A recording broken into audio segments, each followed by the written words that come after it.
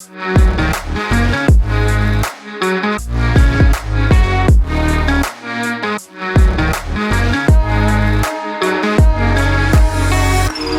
is going on, friends? And thanks again for joining us here on Expanded Perspectives with me, Cam Hale, and of course, as always, sitting beside me, Ned Flanders, Mr. Kyle Filio-Filson. How's it going, everybody? Yes, I'm here. Glad to be here. Excited.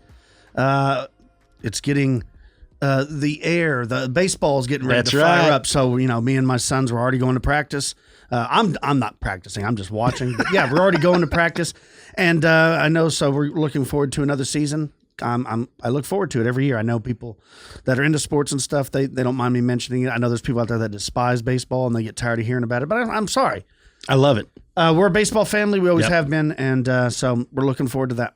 Going to be good times. Hey, I've got something quick to ask before we get rolling. Have you seen the new Coming to America? I have not, and I'm a huge Coming to America fan. I've seen the trailers and stuff like that. I know it's been coming, and I saw where it was just released, and I just have been really busy every night this week. I just haven't had a time, but I think I'm going to maybe break down and watch it tonight. I enjoyed it. I know I read a lot of stuff, and people, if you haven't seen it, you'll read a lot of stuff where they're talking about how bad it is, right, or how it's not as good as the first. Let's not pretend the first was an Academy Award winner. It was a silly movie. So go into it with the idea that it's just fun. Well, yeah, it's a comedy. I enjoyed it. But I enjoy like Eddie Murphy, Arsenio Hall, all the old dudes, man. I enjoy all that. And it was fun. It was a fun time. So if I still wouldn't suggest, I'll leave it up to you if you want to turn the kids loose on it. But I don't think I would just yet because they're not going to get it. Let me ask you this. Yeah. So they didn't ruin it, right? And it's got almost all the same actors in it from the original. Yes. Is it a good movie because of your age and you saw the original? Probably, yes. I mean, is there some type of nostalgia there? Like would my boys who are 13 years old, would they think it was that great, or they wouldn't get the references? They wouldn't understand any of it because of that's okay because I'm a big fan of the original. So. Well, and I think you really touched on something. There's a lot that when you take that much time in between it, you lose a lot of people that are connected to it probably, or have that thing. Kind of like Star Wars. The way I feel like all the prequels to Star Wars were turds is the way I feel. Like I just don't like it. Yeah, right? Because you were raised when the originals came out. I know what you're saying. I did the same thing. Yeah. When I was a kid, I was a big fan of the movie Dune. Yes. And it was out on HBO Max, and I made the older boys sit down and watch it with me, and they didn't like it at all. They weren't about it. They were just like, the story, I don't understand the story. Like the special effects were garbage. They just yeah. To me, when I was a kid, that was one of the best sci-fi movies there was. Yeah, there's Star Wars, Dune. I liked Conan the Barbarian. Yep. You go back and watch them, they just don't hold up. Well, I know, but I still think they hold up. Like to me, I'm like, what are you talking about? This is a great movie. Yeah. You don't like the spice? I've gone back. We'll get off movies just a sec. I've gone back and went, and my wife and I are watching all of the Aliens. But we're watching them in like the order of release, not in the order, like not Prometheus first, and going through that way. We're actually starting with Alien and Aliens and Alien 3, and then we'll go back as the way they were released. But I forgot how really great of a movie Alien itself was. Fantastic. Won an Academy Award for its special effects. The visual effects department, rather, won an Academy Award. It was released in 1979. And if you watch it now, it's still the way I enjoy it more because of what you and I have discussed. You don't see the alien that much. I'm a big fan of that. It's the fact that you don't see it that much that makes it scary. 100%. I remember that movie terrified me as a small kid. Well, I've got something that you don't see that much that's terrifying. And if any of you follow here with me going on Cameron Scripted Classroom and doing all that, you'll know that one of the most recent ones that I pumped out was about wood devils. That's right, yeah. And this is another little wood devil encounter I'm going to read to you. It says, during the spring of 2003, I was visiting my sister who lives in Hampstead, New Hampshire. She lives in a somewhat wooded subdivision. It was early spring in New England, and the weather had been a fairly rainy day. I would frequently go outside by myself to smoke cigarettes late at night. There's the cigarette thing again, where you always see something. Yeah, what is the deal with I don't know. sightings and cigarettes? Yeah, nicotine. I almost want to take up smoking again so I can have a sighting. Right, exactly. So I'd be on the porch smoking. This is always after midnight. While I was outside, I would hear larger sticks crack and break on the forest floor near where I was sitting, but no leaves rustling. Well, at first I didn't think much of it. I'm a seasoned camper, and I just didn't think it was a big deal. Corner camper. And I figured it was just an animal of some kind. This happened night after night, and then I noticed the sounds of something dropping out of the trees and an animal or being of some kind scraping on the bark a bit as it descended. We've all heard that. Like if you hear raccoons or squirrels, you can hear that, dude, that rustling sound like on that, right? Squirrels can be... Is that my phone going off? That may be something crazy happening. Hold on, folks.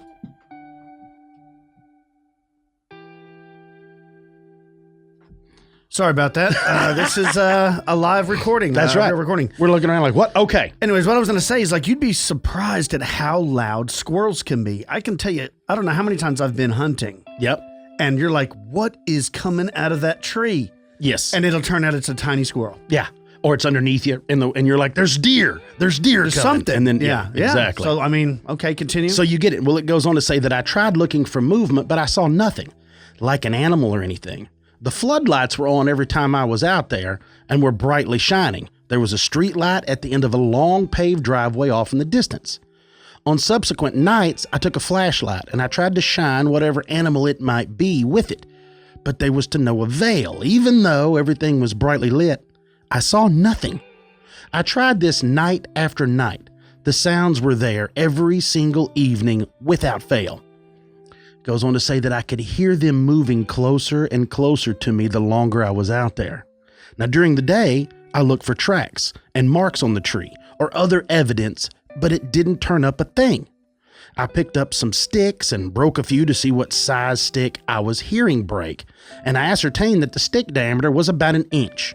So I had my 11-year-old nephew go out in the woods to jump on the sticks to see if he could break some of them, so I could check the way it sounded from where I was sitting. I like the way they're scientifically approaching this, you know what I mean? Even says they're doing that to try to judge the distance of how far did I hear that sound. All right. He jumped on some, but because they were kind of moist, he could only break the smaller ones, and he weighs about 75 to 80 pounds. This told me that whatever it is, all right, weighs more than that. I could break the bigger ones by jumping on them, but I weigh 150 pounds. There are no animals in that area that are really large and could break that size stick based on the tests I did. So whatever it was would move in close to me, so I used the nephew to run around and make similar noises to gauge the distance in the daylight and when they were at their closest. They were about, get a load of this, 20 to 30 feet from me at best. Now I know that there was more than one of them because I could hear the one back beside the house and another one was in front at the end of the driveway. They moved in very close to where I was, and then I could hear them coming for two different directions. They were not visible with the naked eye at all. I tried to take some digital photos, but saw nothing discernible in these pictures.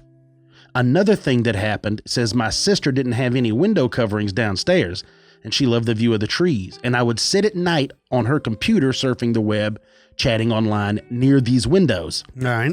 I frequently would get the feeling that someone was watching me. I wrote it off as just my imagination. Then there was the issue of the dogs barking and howling every night real late, like they were hearing something. They were kept in crates in the basement at night, and they would start their howling and they wouldn't stop unless someone would go down there and make them stop. They also would look out the windows late in the evening and start barking out behind the house as though something was there. We all thought it was just another animal or whatever and wrote it off, but my brother-in-law decided to keep the dog upstairs with him at night to keep it quiet. And this goes on and on of these stories of this person sharing this, of these encounters with something that may be some sort of being. And that is very common with what I had covered on the show with wood devils. Really? I was not there for the show, so I'm not familiar with that. But so these wood devils, imagine, folks, a very small size of possible Sasquatch. And when I mean small, I mean tall, but extremely thin. Thin enough that they can easily hide behind trees. They're also very long-limbed. How tall are we talking? We're talking 7-footers. Oh, so that's much taller than I thought. Yeah. Okay. Yeah, we're talking the same size as you would see like with a Bigfoot. I got you. Or a Sasquatch. They're just different. Now, what's funny is they call them wood devils. Some of them have been reported to actually look like a thin version of Groot from, what is it? The Avengers in space. What are those people called? Guardians of the Galaxy. Guardians of the Galaxy. That's it. The Space Avengers. And then others have actually reported seeing them with hair. So it is interesting that this person here was like, they're getting close, so close. But what I like about it is they can never see them. Like they're there, but I can't see them. This is common in the New England area where there's stories of like like tricksters, like they like to mess with people. Yes. So like when the story was first starting, I was thinking, well, maybe it's just overactive imagination. I'm guilty of that. Mm-hmm. They're out walking around and they hear stuff, but they never quite see it. Maybe it is just squirrels or chipmunks and it's kind of, your mind is making it something it's not. But then as the story went on and you involved the dogs and the feeling of something watching you, starts to turn into something else. I do like the way they scientifically break it down. I mean, to get the size of the stick, the distance of the sound of the rustling. The dedication. Yes. Me, I'd have just been like, walked in the house. Moved on. Went on to something else. I'm going to go have another smoke. Right? Speaking of possible wood devils or Sasquatch or some kind of hairy cryptid in the woods, check this out. This comes from a listener named Jesse. It says, I've sat on these stories for a long time, and I now feel it is time to finally get them off my chest. When I was in the Army, my roommate, one of my sergeants, and I were on guard duty in the woods of Fort Lewis, Washington. My sergeant had a cooler with 1 6-pack of beer, a couple of sandwiches, and some candy bars. Now, it was about 2300 or 11 p.m., and nobody had been to check on us in a couple of hours. So my sergeant looked around and decided to break out the cooler. He split the sandwiches between the three of us, and we sat down to eat.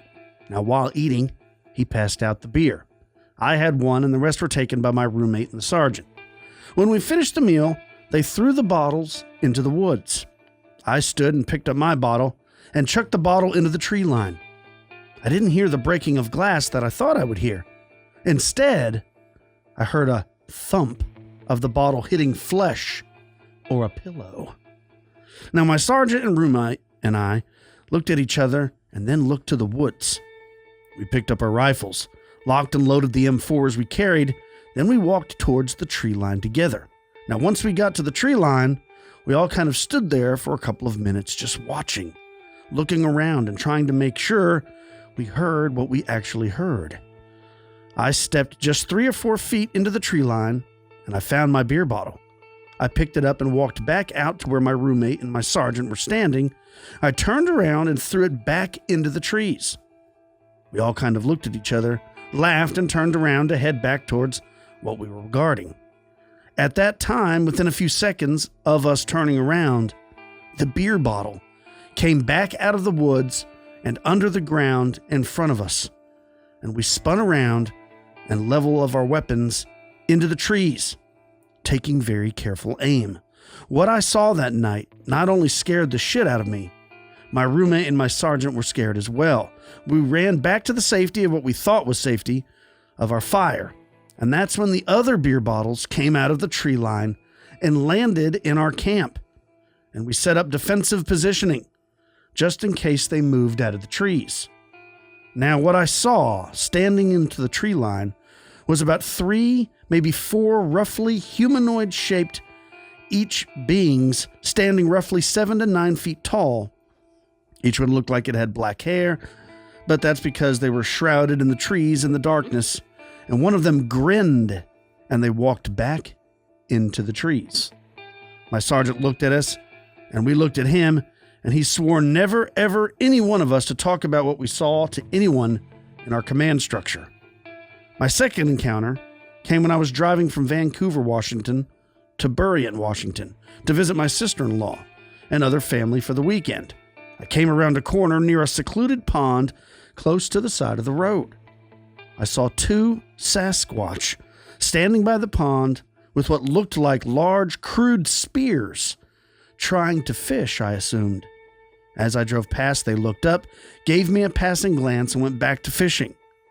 I didn't stop or slow down due to my wife and daughter being in the car with me. If I had stopped, my wife would have lost her mind and screamed for all her worth. Though I think my daughter would have thought the encounter was cool. Thanks for what you do, Jesse. So what do you think of that? The three guys on guard duty in the woods. I like how it's like when Smokey the Bear in the national parks, like you're not supposed to be littering. Yes. Like they throw all their trash in the woods. You know, you're not supposed to do that. Everyone and then Bigfoot brings them back. They'll throw them back out towards their camp. Like, what are you doing? I do like it, but that tells you, unless it was other guys messing with them, but of course they saw them. You know what I'm saying? They saw the figures, yeah. But you would instantly think that, look at the stones on whoever it is throwing them back in there to a bunch of armed military That's what I'm guys. saying. You really wouldn't want to probably play pranks with guys with M4s on guard duty. You know what I mean? Yeah, exactly. That know how to use it. It's a whole different ball game then. So that tells you probably what you were dealing with was not of human intellect. Right. It thinks of it completely different. I love the one of like the spearfishing or whatever. That's pretty cool. That. Like, once again, this is common with Sasquatch sightings. It is, yeah. Some people say they're ape-like. Some people say they're more like devolved human-like. And that's like not cavemen, the only sightings that we hear or read that involve it's like they're fishing or spear fishing to where they see them along creeks and along things like that. And you may say that's impossible, but they have pictures of, there's a special type of monkey that has learned how to fish with a spear. There you go. Like a human had to show him how to do it, but then the monkey showed it to the other monkeys. Well, they used to be there. It probably was an ape. Apologize. Well, they used to be there, and then the humans got scared and killed all of them.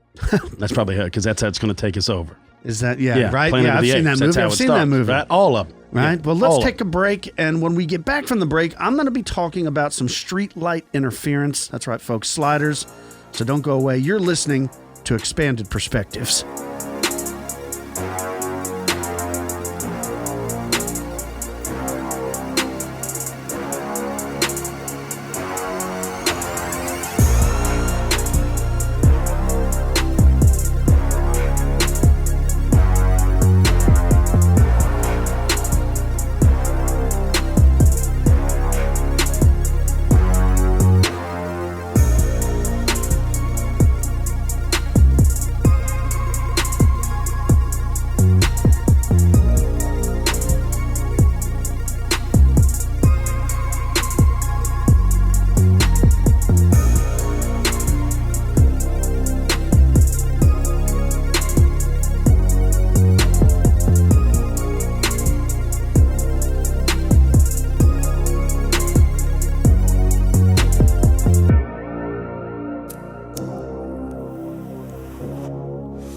And we're back with Expanded Perspectives.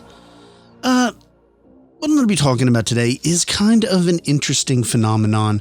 And when at first looked at, you're kind of like, no, this is nothing. This is just pure coincidence. But the more you dig into it, the more I think you'll realize that something strange or paranormal is actually occurring. Now, what I'm talking about, if you don't understand, I mentioned before the break about sliders or street light interference. That's what I'm talking about. It's called SLI, and it stands for street light interference, like I said, or street lamp interference, depending on where on the globe you're located. But it's this alleged phenomenon in which it is claimed that certain people, often without their knowledge, whenever they pass by a street light or a lamp at night, it causes it to spontaneously switch off. Or sometimes vice versa. So a lamp that's off, when they walk by it, it will spontaneously turn on. And believe it or not, there are hundreds of these reports from all over, from different witnesses about this subject, and that's what makes it so controversial. Now, of course, like I said, it seems a bit trivial at first glance, but when you reach down and look at some of the studies of SLI, it seems to be more of a complex process, which is very rich in paradoxes and contradictions. And if true, this carries a profound and exciting implication for both science and our knowledge of the human potential. Because, see, this goes into the idea that we only use a certain portion of our brain and that we can do so much more. That's why there are certain people walking among us, like mediums or clairvoyants, people that have ESP, able to predict the future. It's kind of like that, where certain people somehow have a reaction to electronics. Now, it's not just the turning on or turning off of electrical lights, but some people actually mess with electrical devices like light bulbs will blow out easily around them, or if they touch something like a bulb. Interference with a radio antenna. I know nowadays mostly people just stream everything, but there was a time when most people listened to the radio with an antenna. And there are people where just like radio simply won't work around them. And for whatever reason, they're having some kind of influence on the radio's ability to intercept the radio signal. There's all types of cases where people are like their wristwatches don't work good for them. Like somebody has a wristwatch and they could have a full battery. And in only just a couple days, it's completely burned up. They replace the battery, same phenomenon. And this often happens with the same people throughout their life. And they're just like, no, I can't wear a wristwatch like that. And no one really knows why. And I think there's probably a lot of people walking around that aren't even familiar that they have this strange ability. Now, to go back first, I first did an episode on sliders. I think it was back when we first started, which was like in 2013, maybe a little bit before that, but definitely in 2013 we were doing it. And I came across this book all the way back then, and it's called Sliders, Sliders, and it's called Sliders, The Enigma of Streetlight Interference, and it's written by a wonderful man named Hilary Evans. And if you're interested in this phenomenon, or you think you might possess this phenomenon, I suggest you go pick up this book. You can get it on Amazon. It's really interesting. I'm only going to touch on a few eyewitnesses that have written into Hillary talking about their interaction with this phenomenon. But the book dives really deep into it, where they do all kinds of studies. A lot of different groups are aware of this, like the Russians and things like that. And they've been testing things like this for a long time. But in the book, Hillary points out, and I quote, that people respond to streetlight interference with amusement or amazement, with belief or disbelief, or relief at learning that it happens to others as well as to themselves. SLI takes many different forms, and people react to it in many different ways. The best way to discover what happens when SLI happens is to have it happen to you. For those of us who have not had the benefit of personal experience, though, the next best way is to learn from sliders and what they say happened to them. Check this out. A self-employed salesman from Illinois wrote to Hillary one day, and he said, the most recent event occurred to me just before Christmas, near my home in a shopping mall. There were a great many lights in the lot. It was snowing that evening. One went out as we got out of the car. My children and I exclaimed, "We got one," as we usually do. On our way out, the same light went out again. We started driving around the lot looking for another victim. We would pick ones out that looked a little dimmer and drive under them. If they did not go out right away, we would wait or yell, "Pow!" just for the effect, I think, until we were able to knock out around 6, including the same one 3 separate times. Another incident occurred in Indianapolis.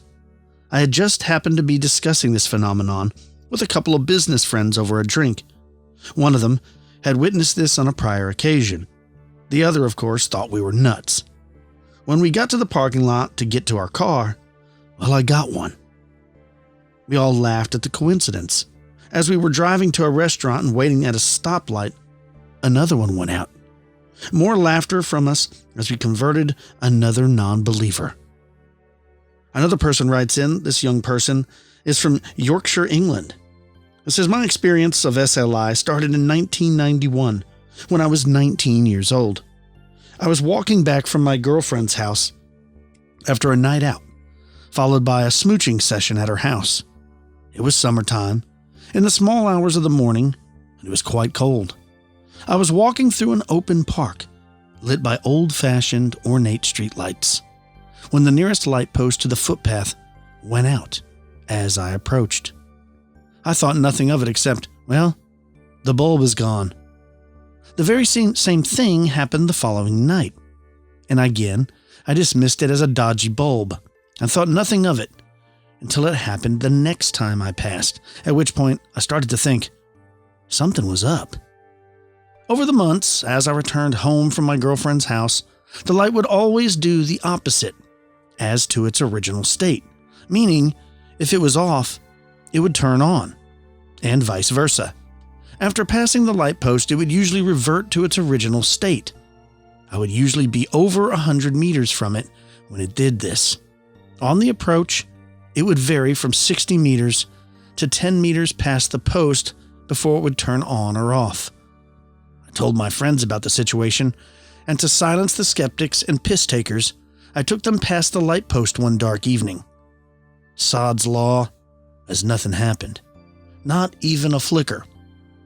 It wasn't until I noticed I had the same effect on other light posts that I noticed the conditions for the light post thing, that's what I called it, to happen. That is, it was usually late at night, say after 9 p.m. It was always dark, quiet, chilly, and my state of mind. Usually, I would be quite tired, on edge, nervous of my surroundings, fear of mugging, I suppose, and I reckon my adrenaline levels would have been up too. This sort of explains why I couldn't perform in front of my friends, having been in a relaxed situation. Now, this is only my theory. I have since shut my friends up, as I have shown my ability on more than one occasion. I can only think that the cause is overactive brainwaves, a result of my nervous emotions. Another one, an office worker from Texas, writes in, "The reason I am so very interested is because I myself have a lot of various phenomenon around me.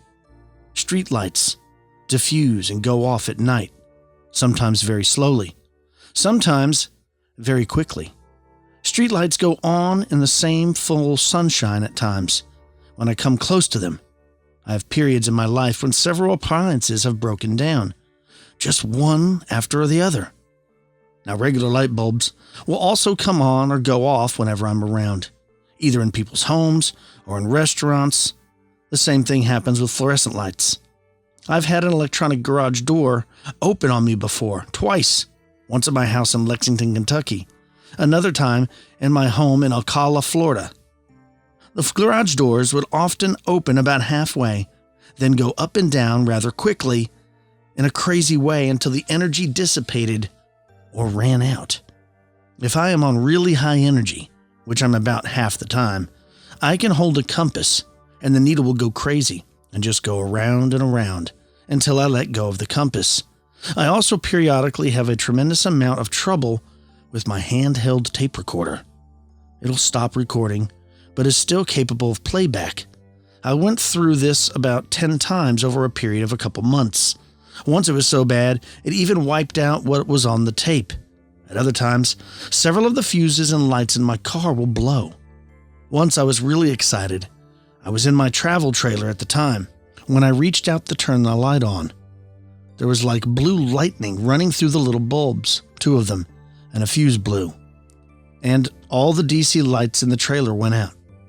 I also can get very charged with static electricity, so much so that sparks actually fly around me, and if anyone else is close by, the sparks will connect with them. I used to have the same sort of problems with an IBM copying machine. They had to spray the floor with anti-static stuff to keep it from happening. Like everybody else, I have no control over it. It would be quite spectacular if we could, wouldn't you think? Yeah, so just like they point out, I forgot about that. Yeah, some people they can't even work copy machines. The compass, that's another common one. People can't hold a compass because it just spins around and around and around. So somehow they're manipulating like an electromagnetic field around them subconsciously. And a lot of the cases, it depends on what type of mindset they're in. So the only way I can describe this, I think, is if you've ever seen the old movie with Drew Barrymore, Firestarter, written by Stephen King. And if you remember that, they kidnap her and the dad has psychic abilities, and so do his daughter. But his is like he can force you to do stuff, where she can only start stuff on fire. Well, anyways, whenever she gets angry or in an elevated, state of mind, that's when all these fires and stuff start breaking out. And of course, at the end, she's able to control it.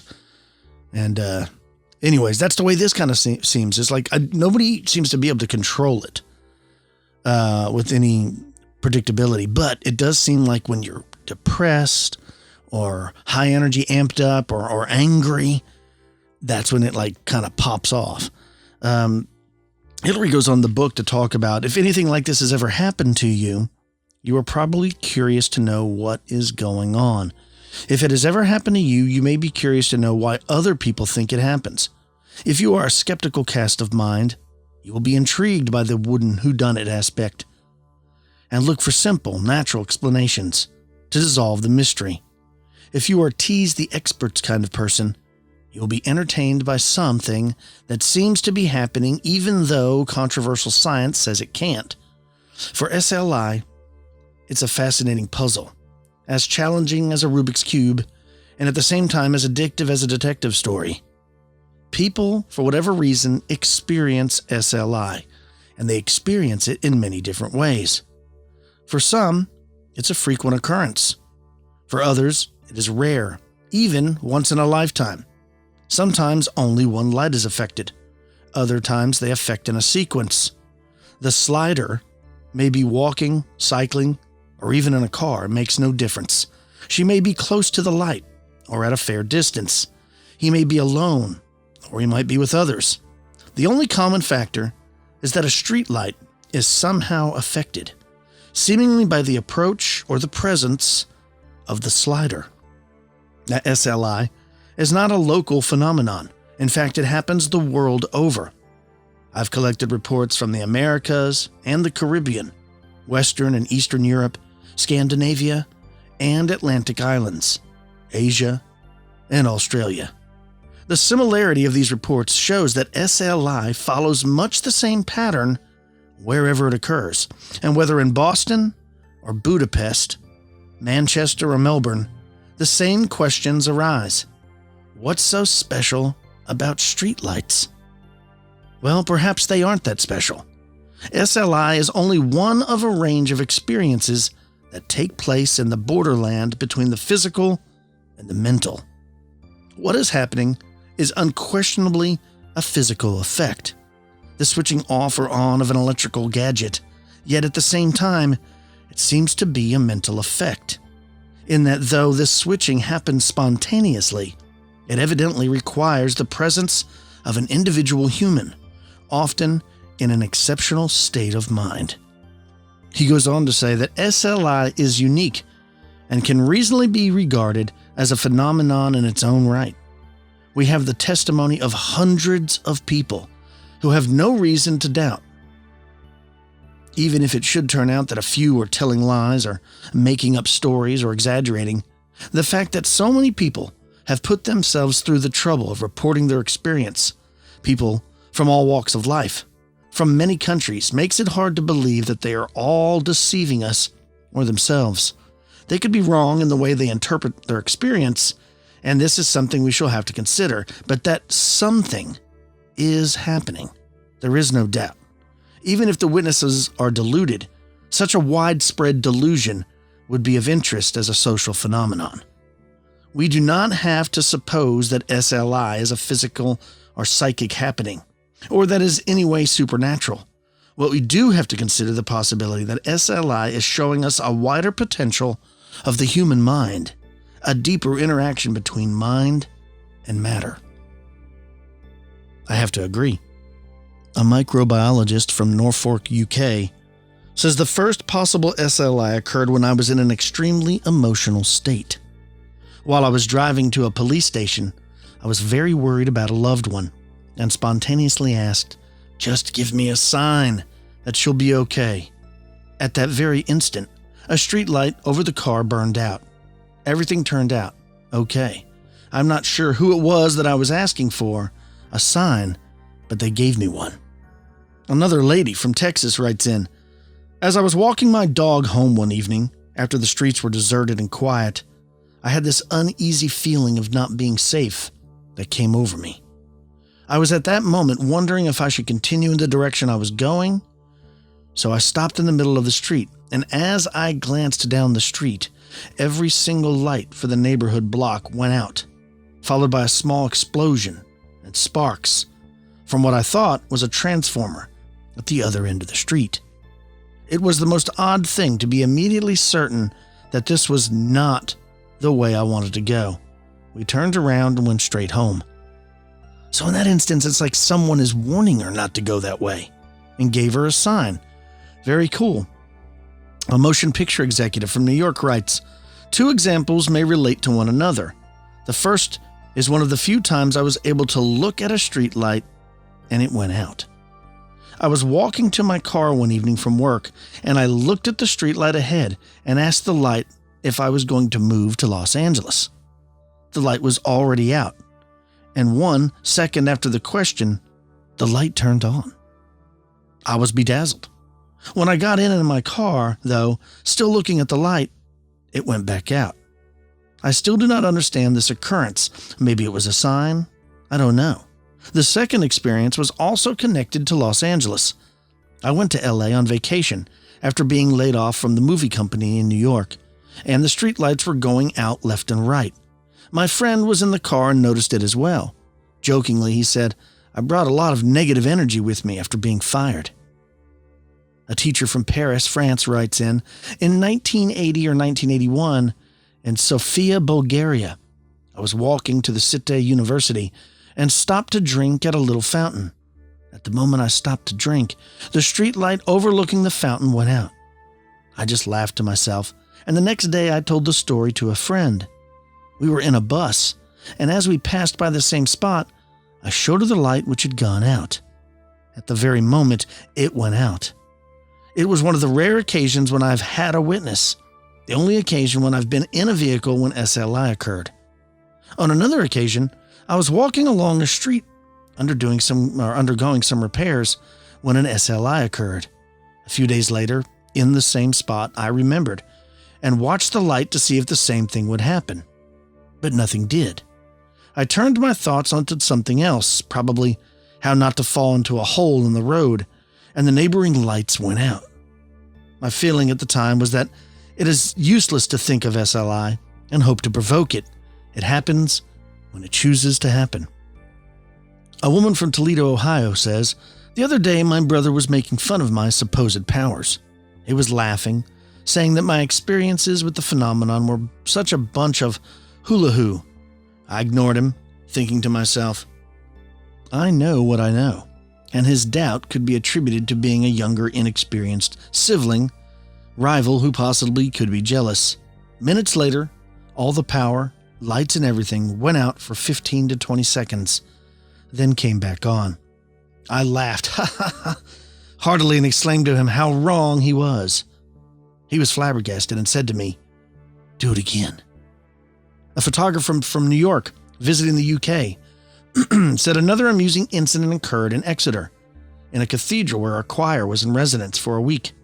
As we were standing in the close, one of the great floodlights went out. I had been telling one of our choir boys about my funny streetlight phenomena, and assured him the light would come back on, which it did. He avoided me after that for a while. Hillary goes on to explain that in the book that 1 or 2 sliders have claimed that they sort of know when they're about to kill a light. If this were generally the case, he points out, it might be a valuable clue because it would tell us that somehow the individual expects the interference to occur, which is tantamount to saying that it is preordained in some way. That could tell us that the slider intends to blow a light, which every slider denies and for which there is no evidence whatsoever.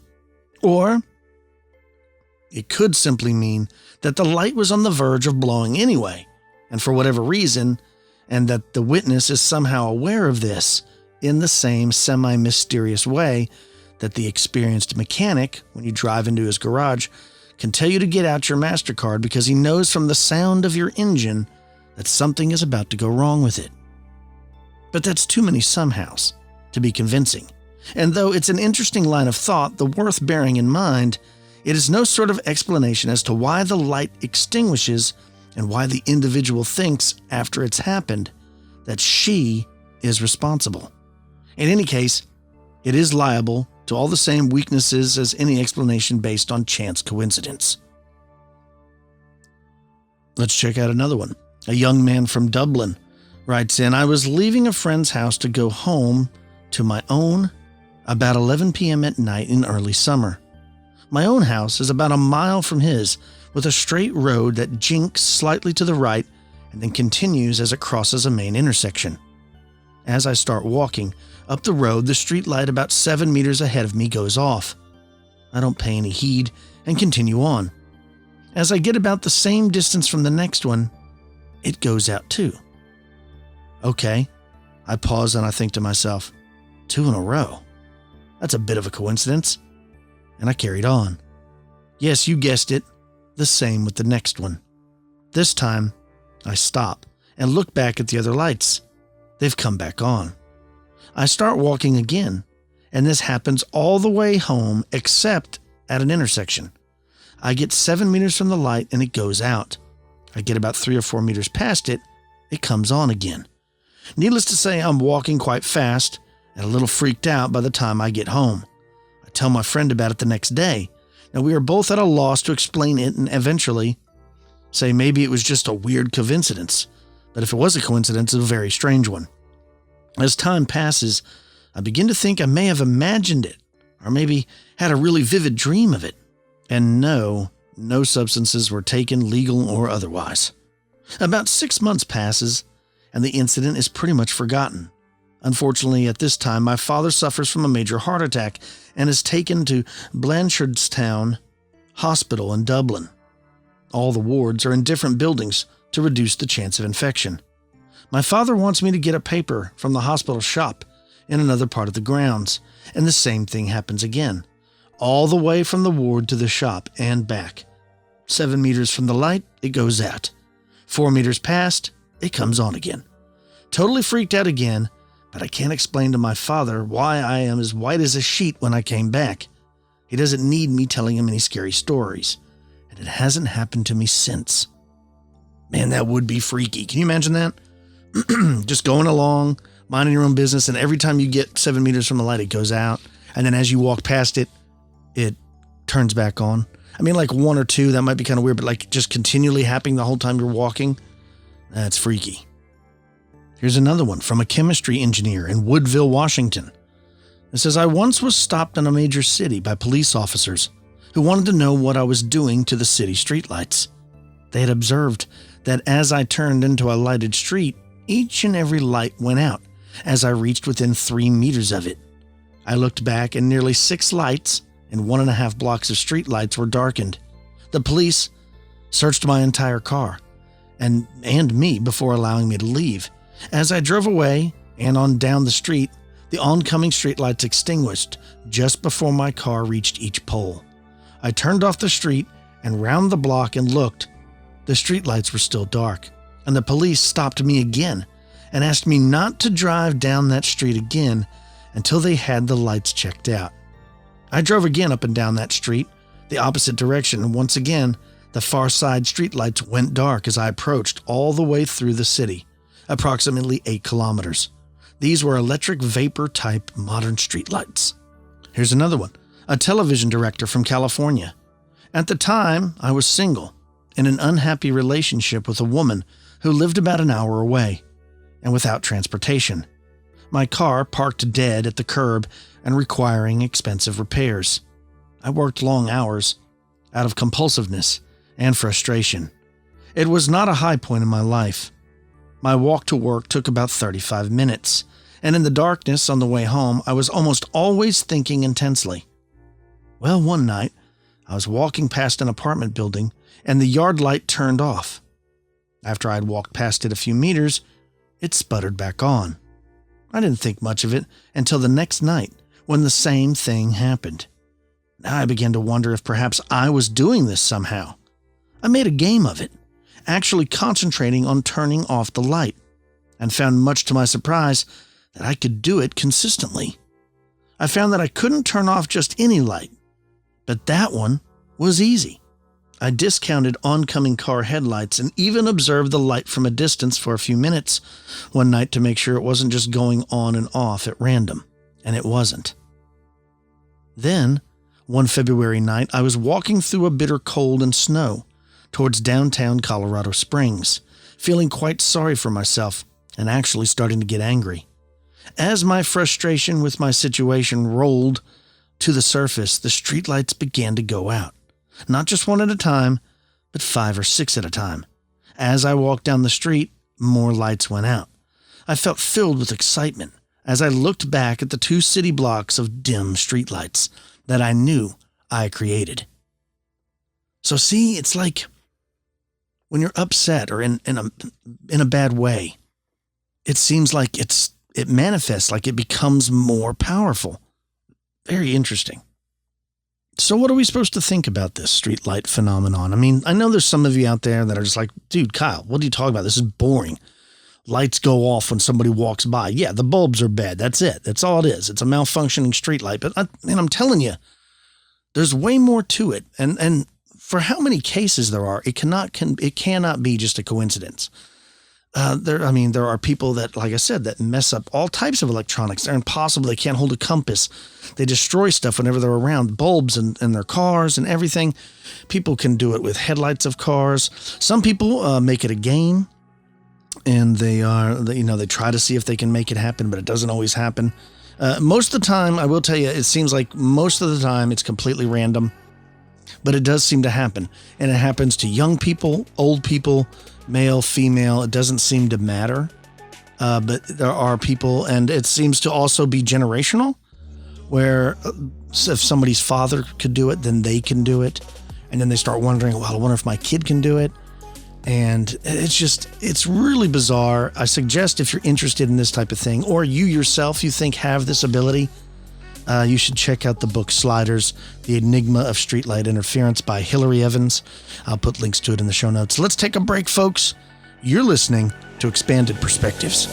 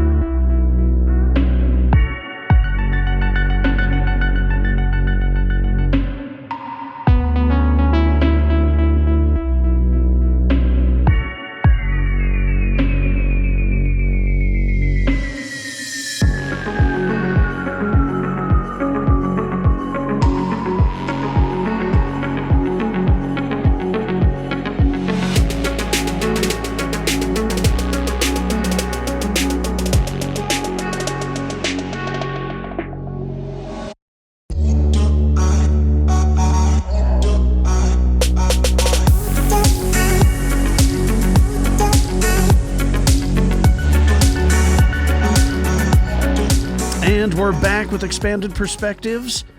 I hope you like those stories. Very interesting. I know we did an episode on sliders way back when we first started. I'd say probably 2013. I did notice on iTunes that some of our early episodes have already kind of fallen off. I think there's like a limit to how many episodes you can put out.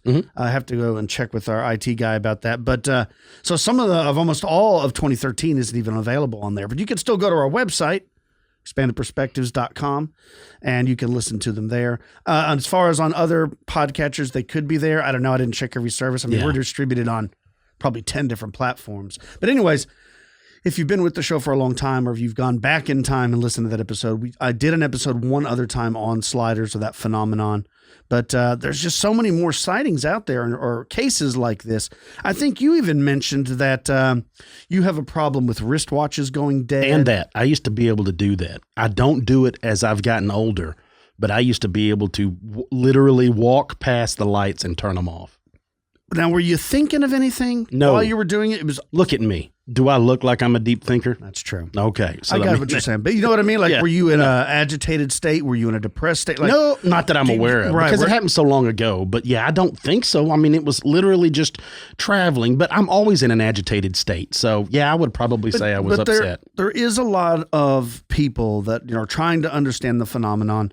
And there are stories of, like, young teenage girls. That's when poltergeist activity seems to be at the highest peak. Same thing with the streetlight interference.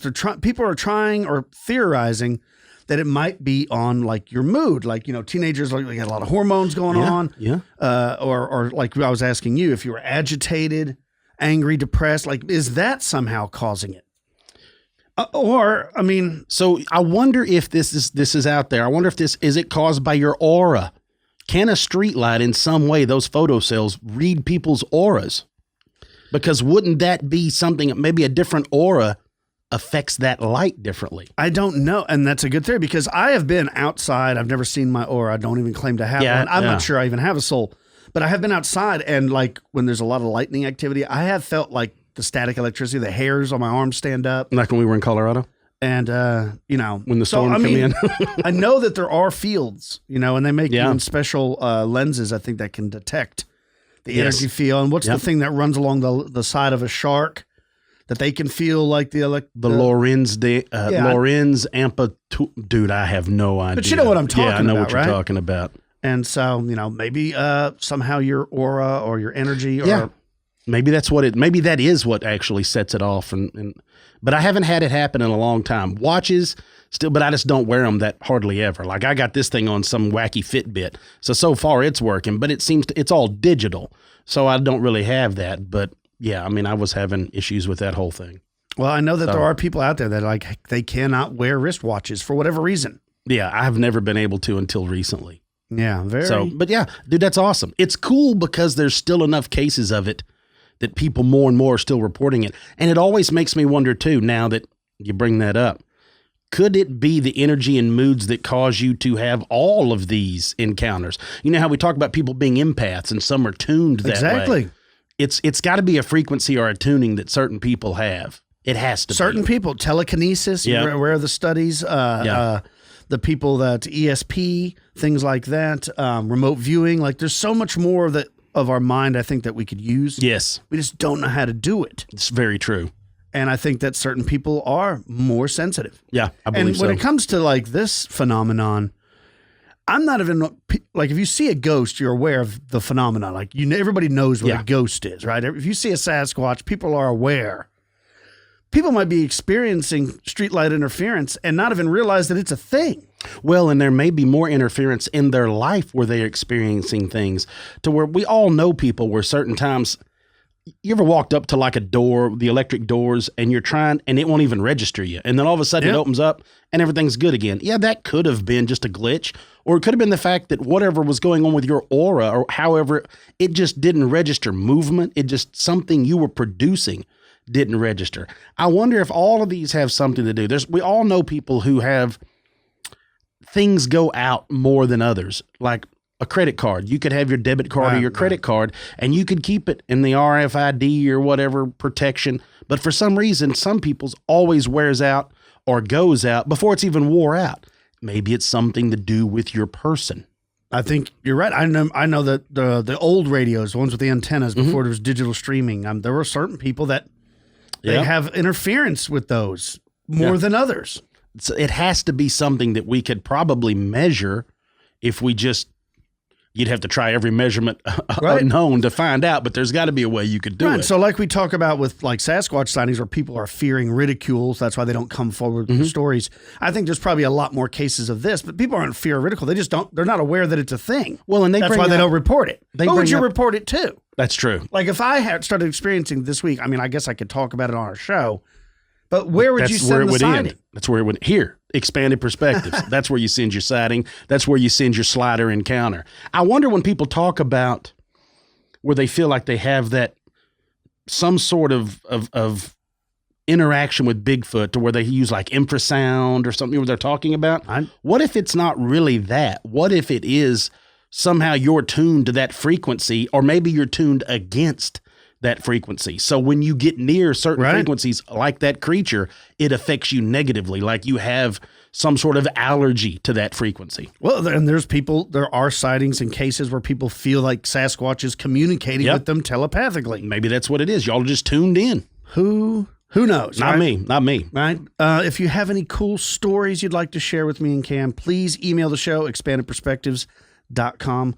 That's the website, I'm sorry, expandedperspectives@yahoo.com. Or you can call the show 888-393-2783. Ooh, you got it memorized. That's what I'm talking about. Or 888-393-BRUD. And you can leave us a voicemail. What else you got coming up on Cameron's Cryptid Classroom? The Meme Gouache is out, so you'll be able to see the Meme Gouache. I'm not sure exactly what I'm going to do coming up. I have a few trips planned that I'm going to have to take a little fizzy with me. So we're going to have to go do some exploring and looking around. And then, of course, like we keep talking about, we have a trip coming up that we're going to do some Bigfoot research. We're going to be actually out in the woods where there was a report. So we are going to be right in the middle of it, hopefully at the end of this month. So that'll be coming out in April. And then, we've got some cool stuff coming up. So some really, really interesting stuff. I'm very excited. Well, that's about all the time we have for this episode of Expanded Perspectives. Don't forget about Expanded Perspectives Elites. I hope everybody out there has a good week. If you're celebrating St. Patrick's Day, be careful. Get an Uber or something like that, or just a designated driver. Till next time, folks, I'm Kyle. He's Cam. Peace, y'all.